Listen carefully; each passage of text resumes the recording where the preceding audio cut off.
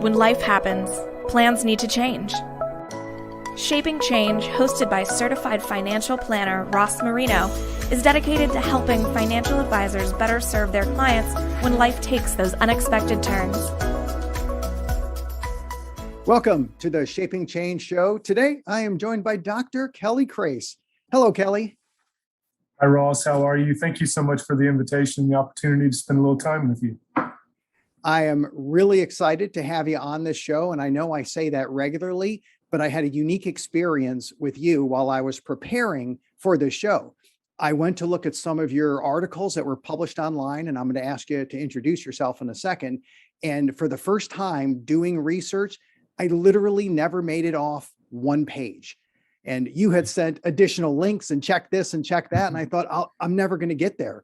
I was on one page. It was so relevant to financial planners, to what I do on a regular basis. I thought we just have to stay on this and we have to talk on this. So before we dive into the show, can you tell everybody what you do? That's very kind of you, Ross. Thank you very much. My name is Kelly Crace. I work out of a university setting. I'm at the College of William & Mary in Williamsburg, Virginia, and I'm the Associate Vice President for Health and Wellness there, and also direct the Center for Mindfulness and Authentic Excellence, the CMAX Center. So that's just a long-winded title, but I'm a psychologist by training, and my life's work over the past 30 years has really been devoted to trying to understand what really predicts flourishing through life transitions. And can you actually train that? Can we actually train ourselves to move toward a deeper level of flourishing? We're going to dive into flourishing. We've had a lot of disruption, and that's something that we're all familiar with. We've had the unexpected, unwanted, uncertain type of change that we're in the middle of. But before we dive into that, I want to go over an experience that I have regularly as a financial planner. All financial planners experience this, and I just had it again recently. Here's the experience. A client goes through a traumatic life event, and I don't want to dive into details, but scariest thing imaginable, right? The most traumatic things you can go through. We're on the phone. They're explaining what happened. Sometimes, Kelly, it's the same day, and we're sitting there thinking, this is so hard. We're saying, I'm so sorry. And then all of a sudden, like a switch flips and the person goes into task mode. And they want to know what we need to do. And I'm still reeling and they're ready to get down to business. I mean, why is that? So much of that, it's, and that is such a common issue that we find, especially among, our financial consultants, and especially ones that really work deeply with transition and really work with clients during important periods of transition. But if you add that, it's really our mind protecting ourselves more than anything else. That's the bottom line. It's how we've been socialized, both in our overall society, our human brain through evolution. We get in protective mode because when you talk about, you said traumatic event, and what defines a traumatic event is when our system is overwhelmed. Our natural way of coping, our natural way of thinking has been overwhelmed. And in that place of overwhelm, we get very protective, that we move into this kind of survival mode. And for many people, we are socialized to, what do I do? What do I do next? How can I act next? And that's what takes us often to a very task-oriented mode. But it's also done in a time of being affected. We're afraid. We're afraid because we're overwhelmed. We get anxious about, am I going to be enough to be able to do this? But we're also, like you said, a traumatic event. We are deeply affected emotionally. We're grieving or we're in shock. If it's right in the moment, you're dealing with a client that's actually in shock at that point in time. And so they're looking for stability. And most of our clients that we work with come from a place of achievement, accomplishment, working hard expecting equity, that if I do something and work hard at it, that I'll get something from it.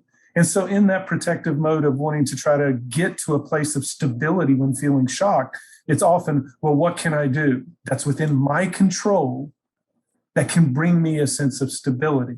And there's nothing wrong with that. We don't want to move people too far away from that too quickly. We don't want to take that away from them, but we want to add to it. We want it to be kind of a both and of, how do I work with them with where they're at? Give them something to do.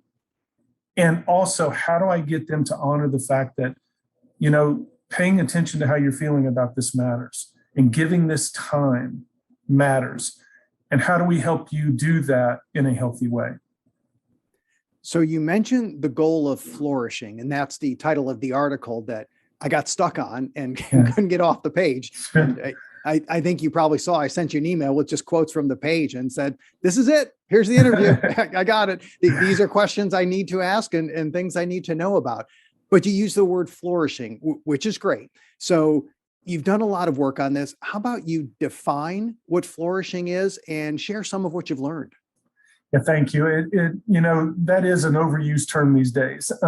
We hear the term flourish quite a bit, and we hear it defined very differently. And we don't claim to be owners of the truth of how flourishing should be defined. But in our research, which started over 30 years ago, we have consistently operationalized that definition. We studied it with the following definition. We defined flourishing as a consistent level, not perfect level, but a consistent level of productivity with things that matter, fulfillment, and resilience. So that when we're flourishing, we find ourselves to be productive. We feel like we're doing good work in the things that matter to us. So we're finding ourselves with a purposeful productivity. It's productivity that's oriented toward purposeful activities.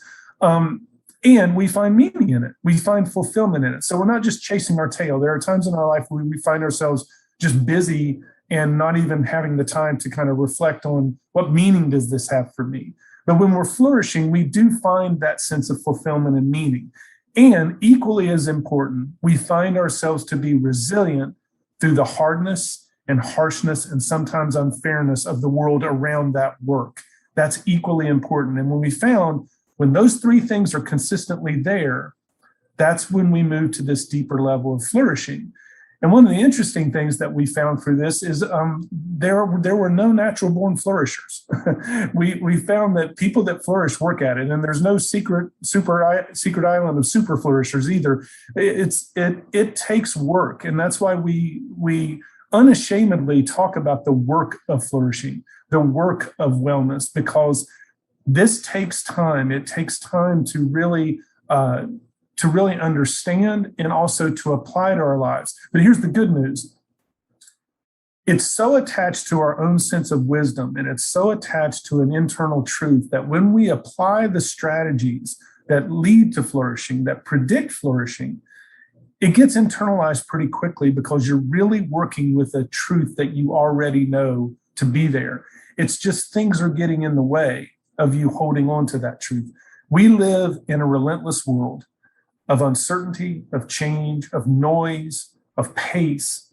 And that pulls us away from flourishing. And so that's one of the other things that we found is our world doesn't foster flourishing. Our world drifts us from flourishing. And so we have to be very intentional and mindful on the pieces that predict flourishing in order to hold that.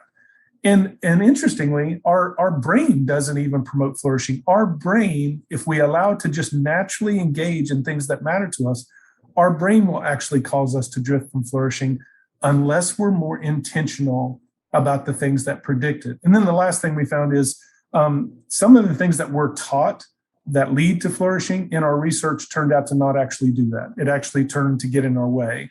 And so it was just uncovering those things that we found fascinating and were really helpful for us to be able to develop this mental training, mental fitness program of how to flourish through difficult times, through unwanted change, or through difficult transitions as everybody faced over the past year and a half with the social justice issues and with the election stress that occurred over the past year.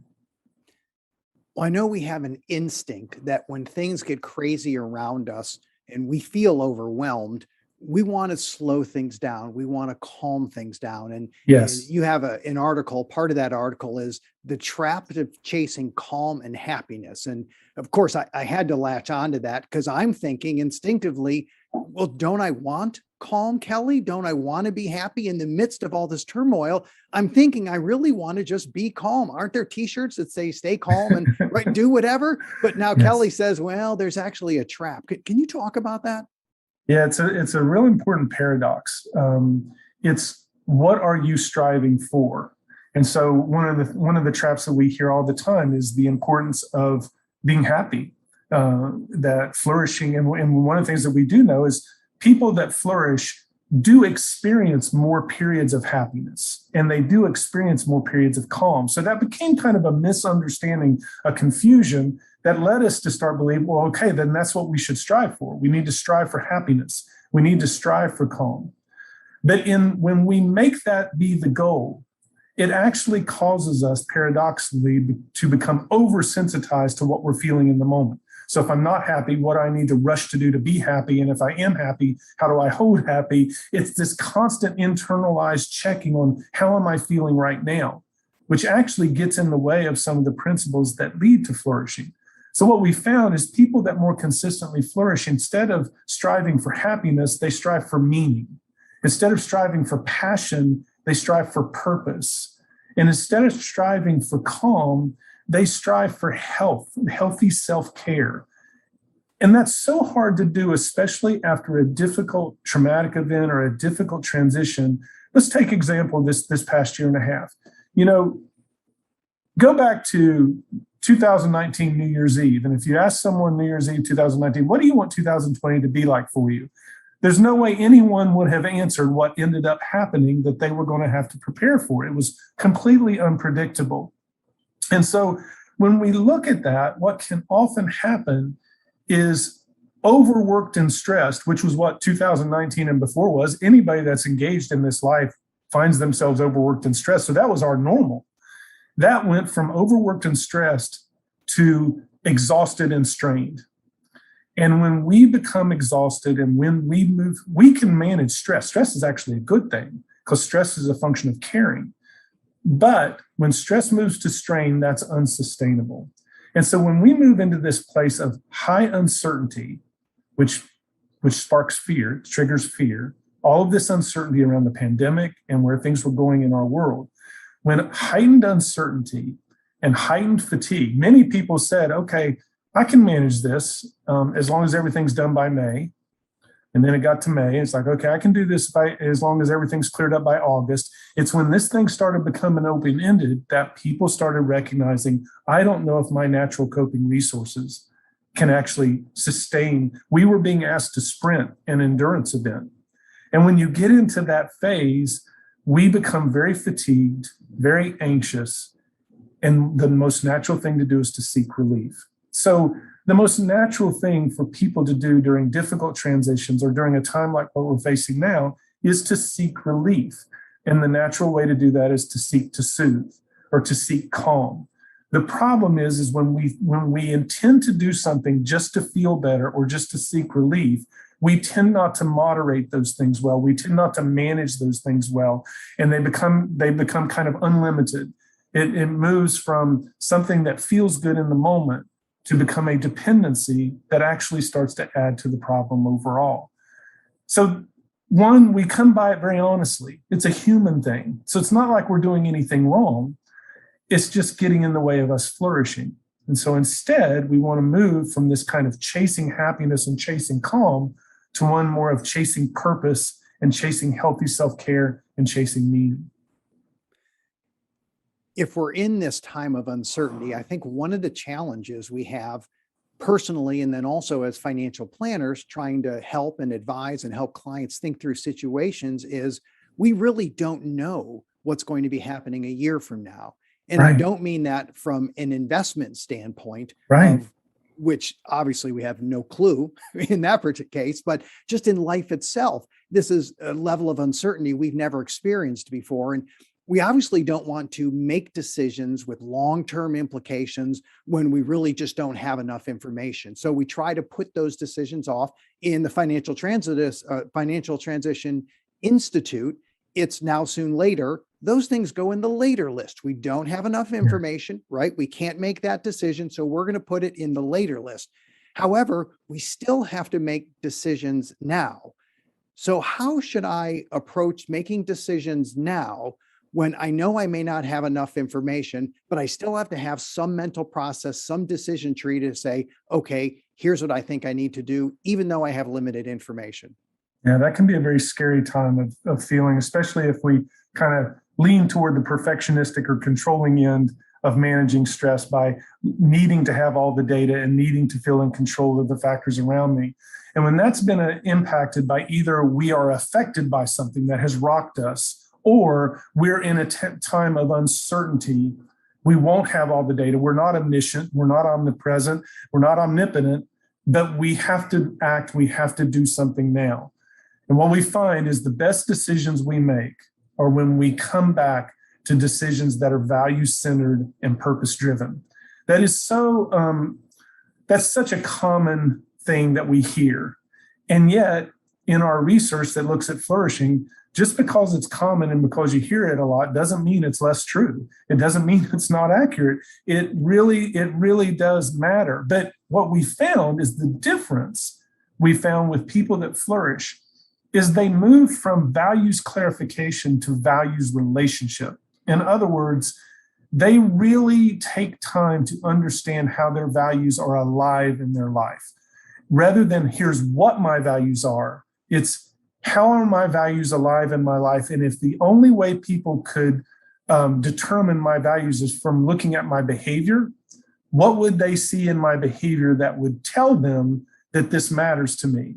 And so one of the things that we focus on is we talk about the aspect is that all of us have three relationships in our life.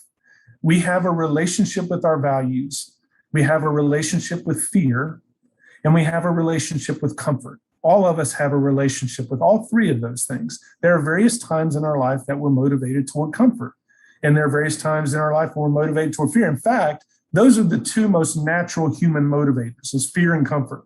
Whatever is the most urgent thing I'm motivated toward, and then after I take care of all the have-tos and the needs, then I seek comfort. That's the most natural human motivation. In fact, that's kind of what we call living at your neurology, because your brain is wired to kind of for crisis and regulation. So when you start living at your neurology, every day looks like have-tos and comfort, have-tos and comfort. Fully human, fully normal, but it doesn't lead to flourishing. And so what we found is what leads to flourishing is to lead with this relationship with your values and allow the relationship with fear and comfort to follow. Whenever we lead with fear or lead with comfort, even though it's natural, it gets in the way of flourishing and it gets in the way of our being our best selves.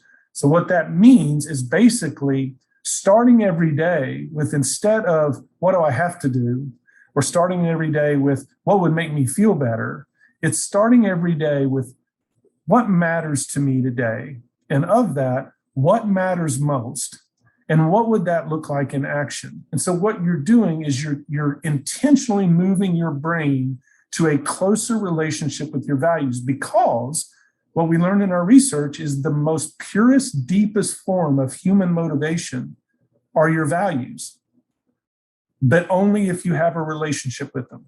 If you just say, here's my 5 values, I got my little badge and here are my 5 values that I wear. Fear and comfort are going to override that every single time. But if I have this relationship with my values, because I know what they look like, I know what it looks like in action, and I know what it looks like healthy, then I'm more than likely to step into that every day if I just intend it.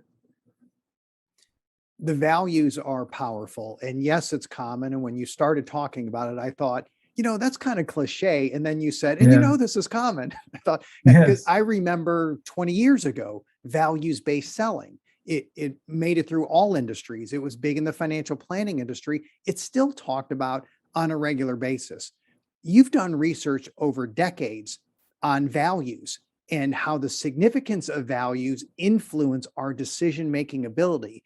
And you told me that it didn't quite play out the way you thought initially. And as you explained it to me, that it was a little shocking to me how you explained it, but it does make sense. Can you talk about the relationship between how significant or important a value is to someone and how that influences their ability to make the best decisions?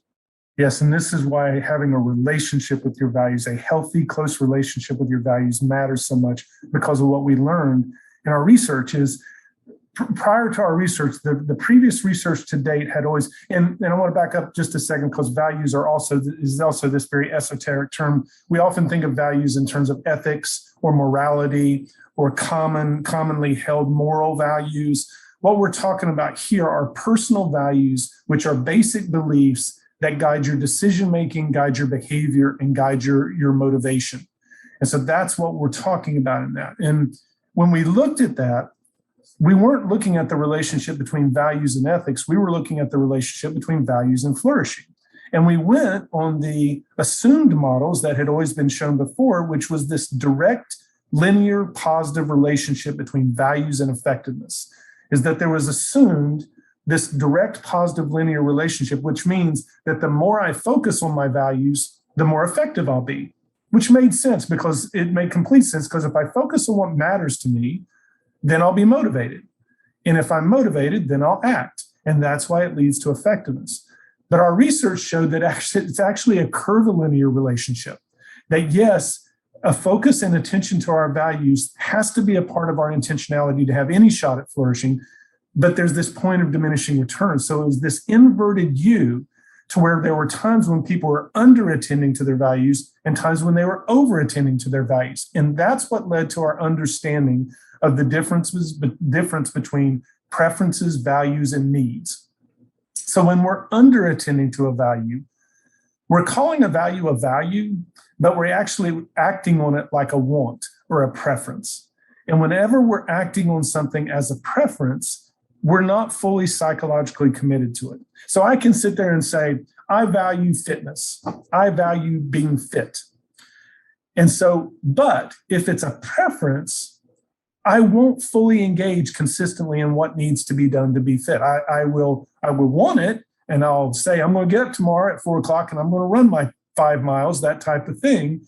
But if it's at a preference, comfort's usually going to, at 4:00, comfort's usually going to win out, that type of thing. But I also, because I call it a value, I also don't let myself off the hook. So then I'll feel guilty at 10 o'clock in the morning for not having gone and run. So one, I don't get the benefit of being values driven because it's a preference. And secondly, though, I'll still feel guilty about it and shame myself for it. So that's when there's not a level of psychological commitment. And that's when you don't see that in a person's behavior. You'll hear them talk about what's important, but you don't see it in their behavior.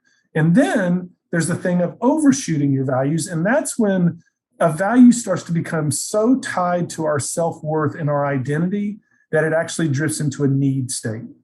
So it's no longer I value achievement, it's I need to achieve. I don't value belonging, I need to belong. And whenever a value drifts into a need, it's psychologically out of perspective.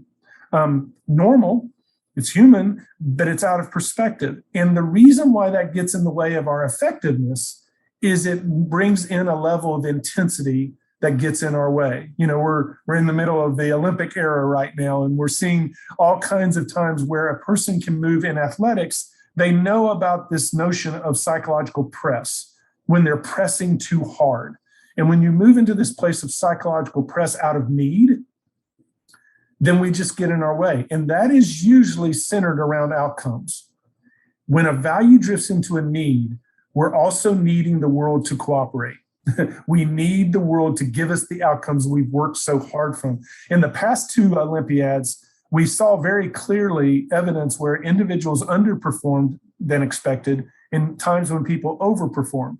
And this was one of the biggest differences. We found that the individuals that had moved this experience to a need, that I need to get this medal to show that my sacrifice and all of those around me who sacrificed, it was worth it. It became a need. They underperformed. And the athletes that moved in and said, I value this experience. This matters to me. It's been a part of my life and it has meaning. And this is just an extension of it. This is just another opportunity for me to display my training and talent to date. They overperformed.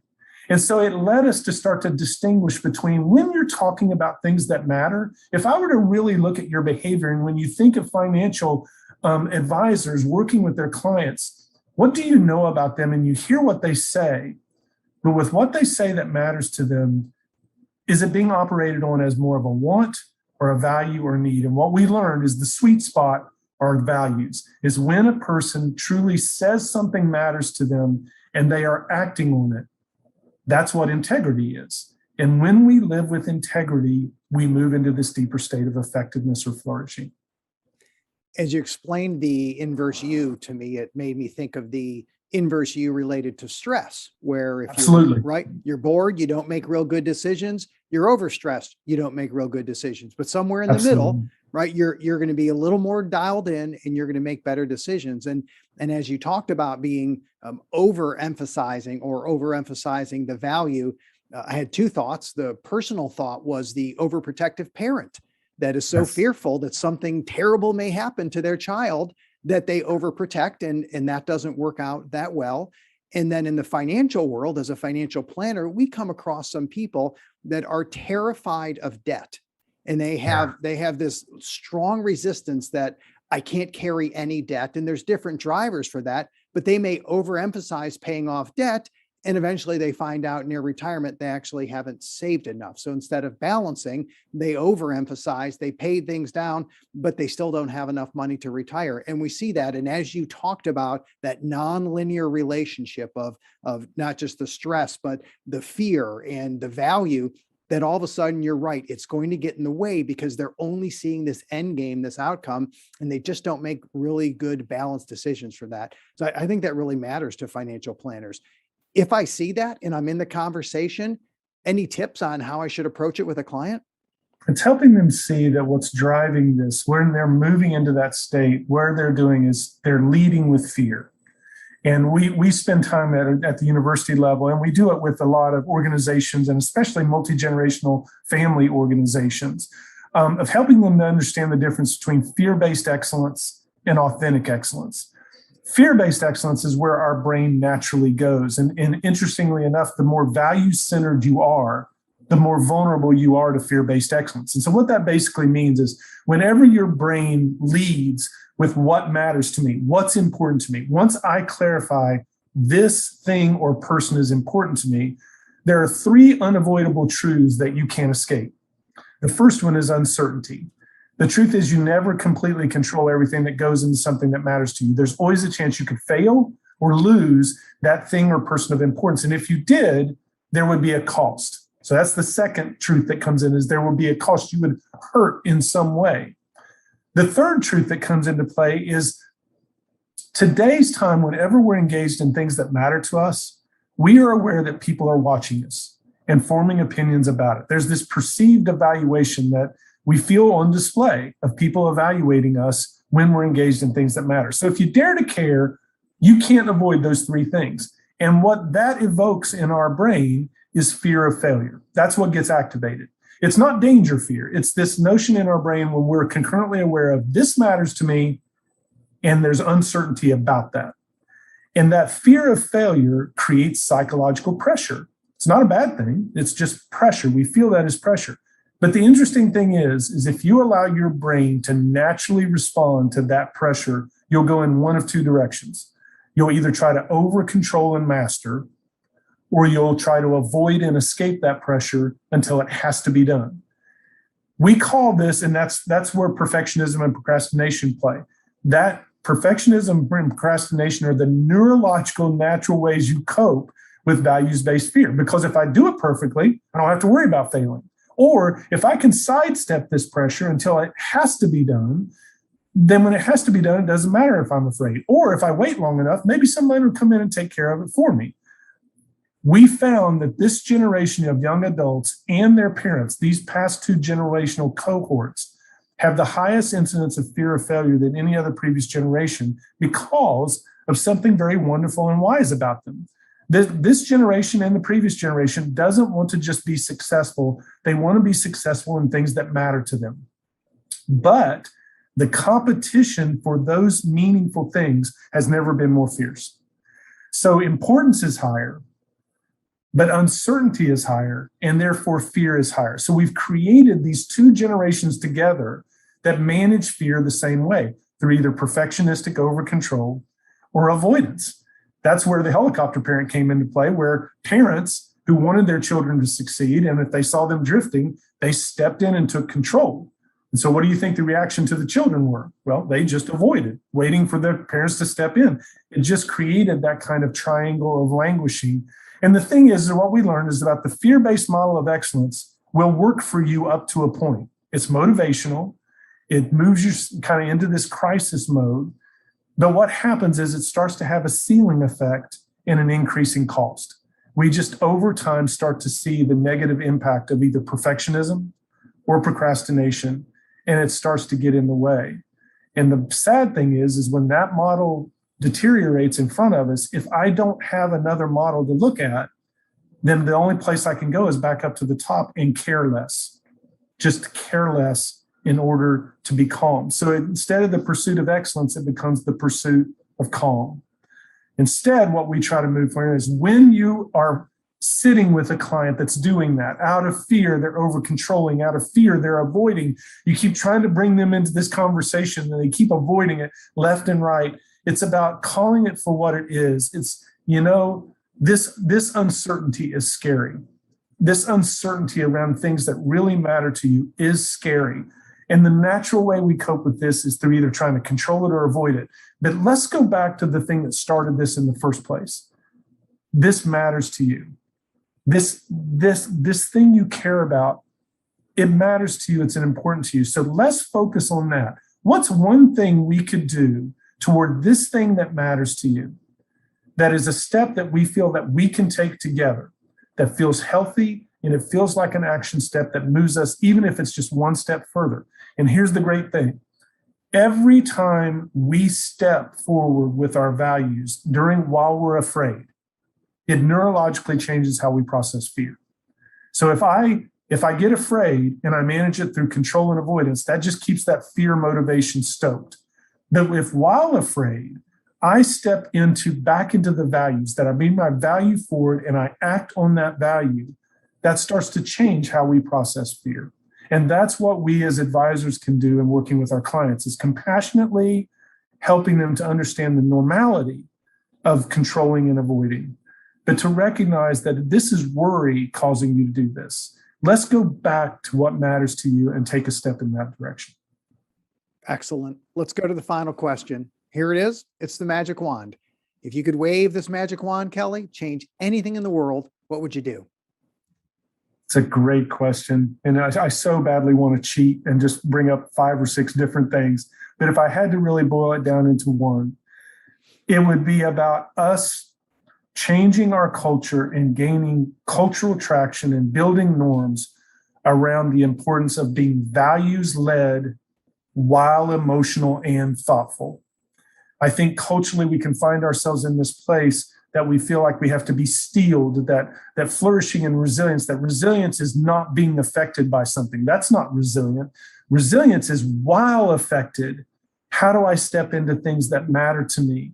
And really what it has to be is, if I can be values-led while emotional, that I honor my emotions. I'm upset because something upsetting happened. I'm depressed because something depressing happened. That's not clinical depression. That's a normal human healthy reaction to something.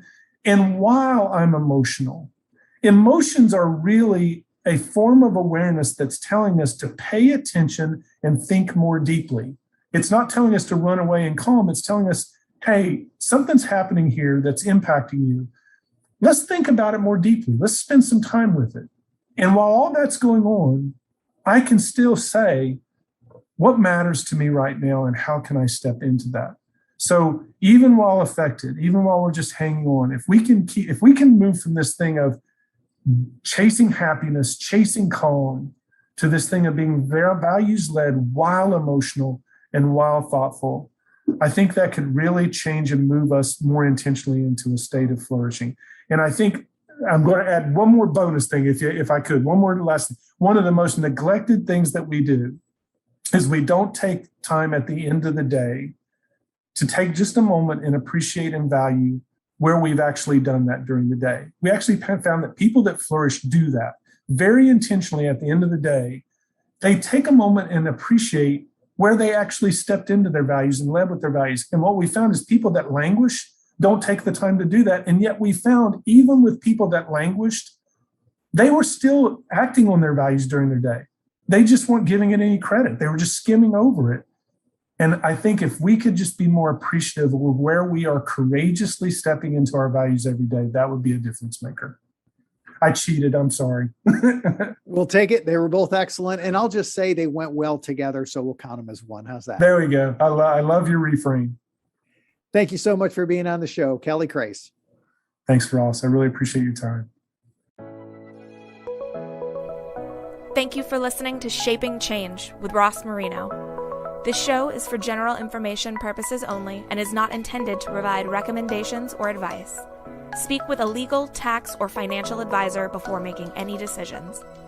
Past performance references are historical and do not guarantee future results. Visit rlsummit.com to learn more.